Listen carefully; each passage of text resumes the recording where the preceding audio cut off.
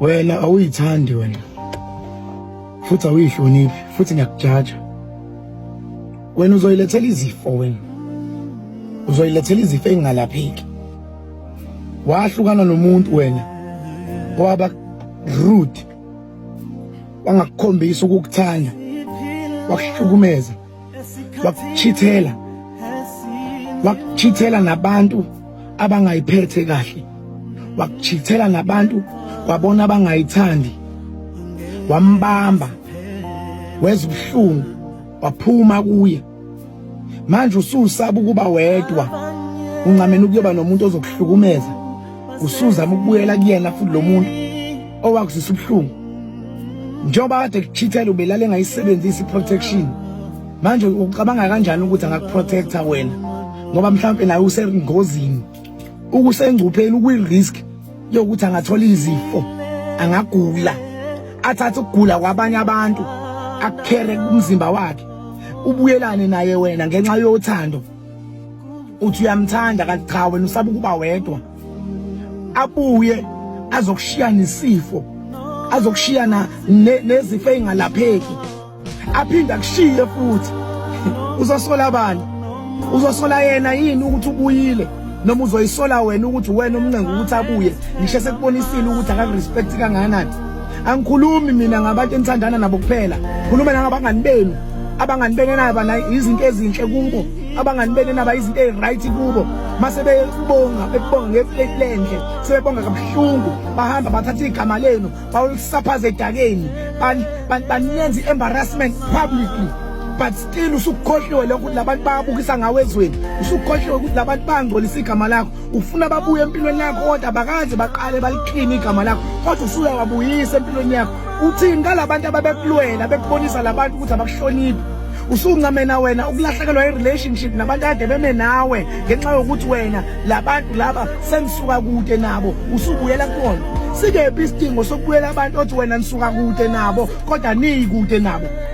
usizana ukusuka kude nabantu kodwa nifike indawo nabo kunabantu kade ohamba nabo endleleni kodwa nifike indawo nixabana njalo nihlebana njalo but still uyabaxolela ngiyavuma abantu abahlakaniphile baxolela bengaxoliswanga kubona iziwula zithi mase kuxolisiwe ziphinde ibamba amaqhubu mina ngikho lapho ngizokubuza mina ukuthi njengoba ubuyela kubantu abahlukumeza njengoba ubuyela kubantu abaxeka igama lakho abacriticize igama lakho abathatha igama lakho balinekezweni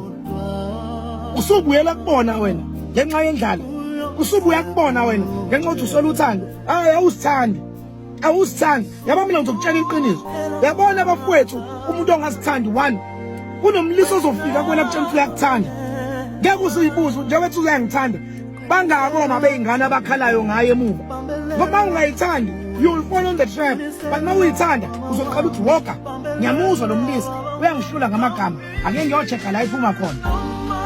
kunentombazana othi mawuyibona uyitshela ukuthi uyayithanda kwethu ngempela nawe uyayibona ukuthi intombi yakwabo kanti mhlawumbe ugeni unezisa ayikhiphile engaphezulu kwa6 now wena njengoba uzolala nayo ikusasa lakho liyakhanya kodwa uyaxakeka waye ungaphumeleli kanti ikusasa lakho liyasitha ukuthi walala nomuntu onezisa eziwu6 phansi futhi akasabi ngalokho obabheka abantu ohlangana nabo ngiyakunqamela mina ukuthi ube nabantu ozwana nabo kunokuthi ube nabantu ababiza ngabangani noma ube nabantu ababiza ngesithando sakho kanti yibo ababamba ukuthi wena indlela yakho yaphambili ingaphumeleli hamba ucheck ama-advice abantu abaphumelela bakunika wona bazokutshela ukuthi avoid porn bazokutshela ukuthi avoid sugar bazokutshela ukuthi hamba wa-exercise checka lezi zinto lezi ngoba umuntu maka waqeda ukwenza isex uyakhathala manje wena isex uyenza Monday to Friday hlezi ukhathele uzoba nini productive lapho futhi awujim ngisho ukujim angikhulumi ngokuyo-exercise uyayijimisa ingqondo by reading books uyayijimisa ingqondo ngokwenza i-research wazi ube informative ube ne-knowledge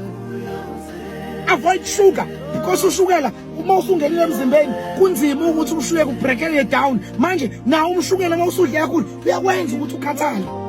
now avoid izinto ezizothi mayingena engqondweni yakho mase uyasindwa kunabantu ahlale bezohleba kuwena wena njalo nje uhlala nendlebe yokuzwa indaba zabantu njalo bekufaka kuthiwa ungabuza usibanibani ngangimxoxelile fakazwa ngawo hayi mina ngiyakujaja mina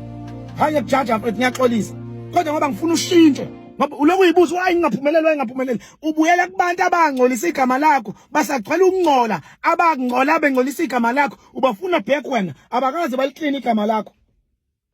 Uyobuyela kwi-ex eyakuhleba, yakhuluma kabuhlungu ngawe ngoba ifuna uthando phambili, waba inhlekisa phambi kwabantu,